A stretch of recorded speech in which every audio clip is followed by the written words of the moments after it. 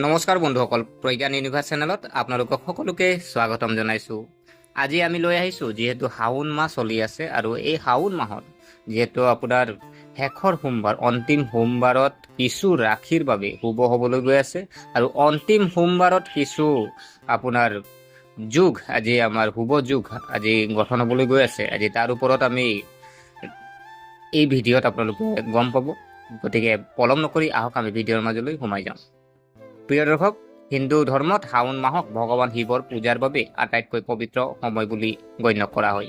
এই মাহটোৰ ভিতৰত শিৱ ভক্তসকলে উপবাস, পূজা আৰু ৰুদ্ৰ অভিষেকৰ জৰিয়তে শিৱৰ আশীৰ্বাদ লাভ কৰে। 2025 চনত শাওণৰ অন্তিম সোমবাৰটো 4 আগষ্টত পৰিছে আৰু এই দিনটো বিশেষ কাৰণ এই দিনটোত এটা নহয় বহুতো শুভ যোগাসন গঢ় লৈ উঠিছে, যিয়ে কিছুমান ৰাশিৰ বাবে সৌভাগ্যৰ দুৱাৰ মুকলি কৰিব পাৰে। প্ৰিয় দৰ্শক, বৈদিক জ্যোতিষৰ মতে আজিৰ দিনটো গজলক্ষ্মী ৰাজযোগৰ সৃষ্টি হৈছে মিথুন ৰাশিত আৰু গুৰু আৰু শুক্ৰৰ সংগমৰ বাবে, যিটো ধন, শিক্ষা আৰু সৌন্দৰ্যৰ প্ৰতীক।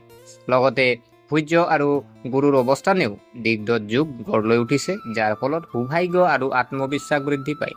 কেৱল এয়াই নহয়, যেতিয়া সূৰ্য কৰ্কট ৰাশিত থাকিব আৰু বুধৰ সৈতে সংযুক্ত হ'ব, তেতিয়া বুধাদিত্য যুগৰ সৃষ্টি হ'ব, যাৰ ফলত বুদ্ধি আৰু নেতৃত্বৰ ক্ষমতা বৃদ্ধি পাব। এই সকলোবোৰ শুভ যুগৰ বাবে এই দিনটোত বহু ৰাশিৰ ভাগ্য জিলিকি উঠিব পাৰে। সেই ভাগ্যৱান ৰাশি কোনবোৰ আমি জানো আহকচোন। প্ৰিয় দৰ্শক, প্ৰথম ৰাশি যদি চোৱা হয় বৃষ ৰাশি।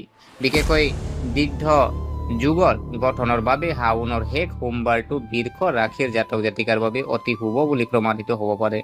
এই যুগে আপোনাৰ দীৰ্ঘদিনীয়া কাম গতি প্ৰদান কৰিবলৈ গৈ আছে। এতিয়ালৈকে বাৰে বাৰে আবদ্ধ হৈ থকা কামবোৰ এতিয়া সম্পূৰ্ণ হ'বলৈ আৰম্ভ কৰিব। লগতে আয়ৰ নতুন পথ মুকলি হ'ব পাৰে, যিয়ে আপোনাৰ আৰ্থিক অৱস্থা শক্তিশালী কৰিব পাৰে।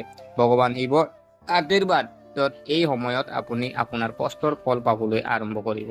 পাৰিবাৰিক জীৱনতো সুখ আৰু শান্তি থাকিব। ঘৰখনত চলি থকা পাৰস্পৰিক মতানৈক্য বা সমস্যাবোৰ এতিয়া আঁতৰি যাবলৈ আৰম্ভ কৰিব। ভাই ভনীৰ লগত সম্পৰ্কত মধুৰতা থাকিব আৰু পাৰস্পৰিক সহযোগিতা বৃদ্ধি পাব। কৰ্মক্ষেত্ৰত নিয়োজিত জাতক জাতিকাই সন্মান আৰু প্ৰগতিৰ সুযোগ লাভ কৰিব পাৰে। আনহাতে এই সময়ত ব্যৱসায়িক শ্ৰেণীয়ে কৌশল ৰচনা কৰি কাম কৰাৰ সময় কাৰণে এই সময়ছোৱাত কৰা পৰিকল্পনা সফল হ'ব আৰু লাভজনক বুলি প্ৰমাণিত হ'ব পাৰে। প্ৰিয় দৰ্শক, ইয়াৰ পিছত ৰাশি যদি চোৱা হয় কন্যা ৰাশি। শাওণৰ শেষ সোমবাৰে কন্যা ৰাশিৰ জাতক জাতিকাসকলৰ বাবে অতি শুভ লক্ষণ কঢ়িয়াই আনিছে।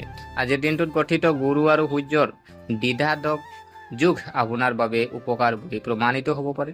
এই সময়ত আপুনি প্ৰতিটো ক্ষেত্ৰতে সফলতা লাভ কৰাৰ সম্ভাৱনা আছে। বিশেষকৈ যিবোৰ কাম বহুদিন ধৰি অসম্পূৰ্ণ আছিল, এতিয়া সম্পূৰ্ণ কৰিব পৰা যাব। পৰিয়ালৰ সৈতেও সম্পৰ্ক সুদৃঢ় হ'ব আৰু পাৰস্পৰিক সময়ৰ গুণগত মান বৃদ্ধি পাব। যদি আপুনি বিদেশৰ সৈতে জড়িত কোনো কামত আছে বা বিদেশ ভ্ৰমণৰ পৰিকল্পনা কৰিছে, তেন্তে তাৰ পৰাও সুবিধা পোৱাৰ লক্ষণ দেখা গৈছে। এই সময় নিয়োজিত জাতক জাতিকাৰ বাবে অতি অনুকূল হ'ব। আপোনাৰ কামৰ শলাগ লোৱা হ'ব আৰু নেতৃত্বৰ মানদণ্ডত উন্মেষ ঘটিব, যাৰ বাবে আপুনি নতুন দায়িত্ব আৰু উচ্চ পদবী লাভ কৰিব পাৰিব। লগতে দৰমহা বৃদ্ধি আৰু পদোন্নতিৰ সম্ভাৱনাও আছে। ইয়াৰ লগতে এই সময়ত আপুনি পিতৃ বা গুৰু সদৃশ ব্যক্তিৰ সম্পূৰ্ণ সমৰ্থন লাভ কৰিব পাৰে, যিয়ে আপোনাৰ লক্ষ্যত উপনীত হোৱাত সহায়ক বুলি প্ৰমাণিত হ'ব। প্ৰিয় দৰ্শক, ইয়াৰ পিছত ৰাশি যদি চোৱা হয় তুলা ৰাশি।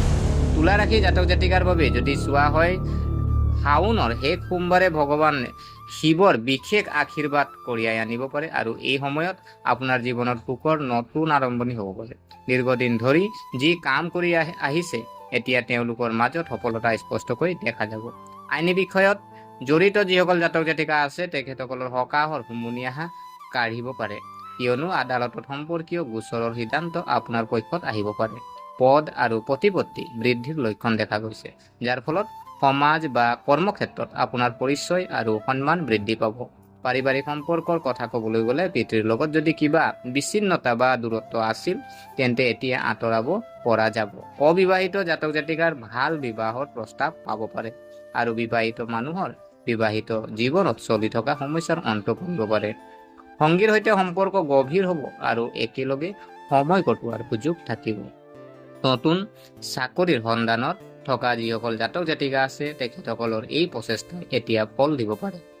এই সময় আপোনাৰ বাবে আত্মবিশ্বাস আৰু ইতিবাচক শক্তিৰে ভৰা হ'ব।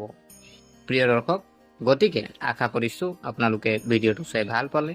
যদি এই ভিডিঅ'ই আপোনাক কিঞ্চিত মানুহ লাভান্বিত কৰিছে, তেনেহ'লে আমাৰ ভিডিঅ'টো লাইক কৰিব, শ্বেয়াৰ কৰিব আৰু যদিহে আপোনালোকে ছাবস্ক্ৰাইব কৰা নাই, অনুগ্ৰহ কৰি আমাৰ চেনেলটো ছাবস্ক্ৰাইব কৰি আমাক উৎসাহিত কৰিব বুলি আশা থাকিলে পুনৰ লগ পোৱাৰ প্ৰতিশ্ৰুতিৰে আজিলৈ বিদায় মাগিলোঁ।